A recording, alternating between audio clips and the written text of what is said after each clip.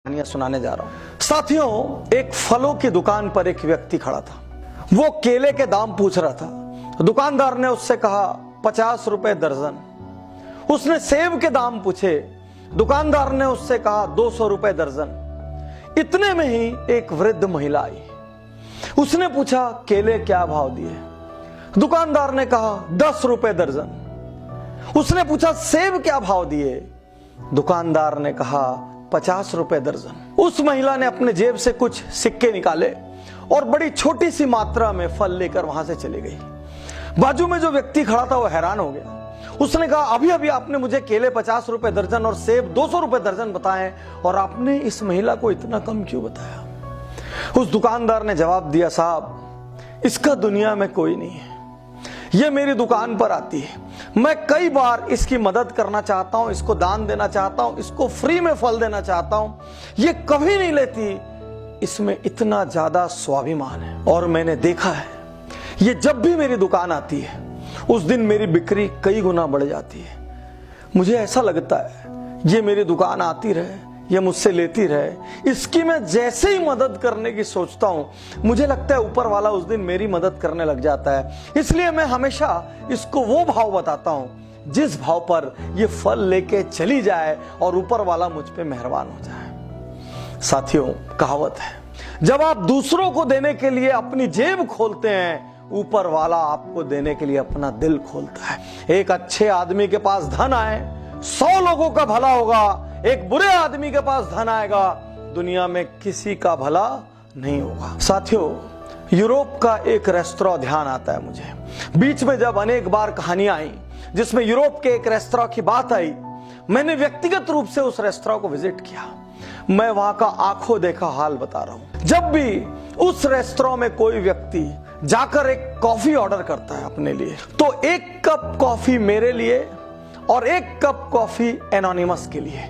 और एनोनिमस के लिए का अर्थ है वो 2 कॉफी के पैसे पटाता है। एक कॉफी वो खुद पीता है, दूसरी कॉफी का स्टिकर दीवार पे चिपक जाता है। कुछ देर बाद कोई गरीब, कोई अंडर प्रिविलेज, अफोर्ड न कर सकने वाला व्यक्ति आता है और उस दीवार से वो एनोनिमस वाला स्टिकर उठाता है, काउंटर पर लेके जाता है, कॉफी पीता है, चला जाता है। जाने लोग ऐसा किस किस चीज के लिए करते हैं। वो पिज्जा के लिए करते हैं, वो कॉफी के लिए करते हैं, वो बेकरी आइटम्स के लिए करते हैं, वो अपने लिए लेते हैं और साथ में एक किसी अनजान व्यक्ति को दान दे देते हैं।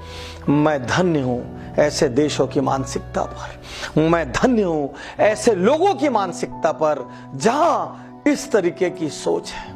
आज मैं आपसे कहना चाहता हूं, यदि ऊपर वाले ने आपको सामर्थ्यवान बनाया है, जितनी सामर्थ्य हो दिल से दान करेंगे ना, 1 रुपए भी लाख रुपए के बराबर काम आएगा। और साथियों, एक बात आपसे और कहना चाहता हूं, जीवन में कभी कभी कभी रिटायर होने की मत सोचना। यदि आपको लगे मेरे पास बहुत हो गया है, मेरे को और जरूरत नहीं, मैं शांति से बैठ जाऊं, तो बस उस दिन अपना पेट भर लेना और जितना एक्स्ट्रा कमाओ दुनिया के लिए कमाना, उन लोगों के लिए कमाना जो आपके जितने भाग्यशाली नहीं है। आज वॉरेन बुफे 80 साल के हो गए, उसके बावजूद वो 1-1 मिनट कमाते हैं। बिल गेट्स हर क्षण उनकी कमाई करोड़ों से बढ़ती है, उसके बावजूद उन्होंने कमाना नहीं छोड़ा। ये दुनिया के सबसे विनम्र लोग हैं, ये खुद पे सबसे कम खर्च करते हैं, आज भी अपने पुराने घर में रहते हैं, आज भी सामान्य गाड़ियों में चलते हैं, आज भी लोवेस्ट लग्जरी में जीवन व्यतीत करते हैं, लेकिन ये कमाने में यकीन करते हैं क्योंकि उन्होंने दुनिया को बदलने की ठान ली है। किसी ने मलेरिया को मिटाने का ठाना है, किसी ने पोलियो को मिटाने का ठाना है, किसी ने हेपेटाइटिस मिटाने का ठाना है, किसी ने एड्स मिटाने का ठाना है, किसी ने प्रकृति बचाने का ठाना है। इन सब ने कुछ न कुछ ठाना है। इसलिए यदि आप में कमाने की काबिलियत है मेरे दोस्त, तो कभी रिटायर मत होना।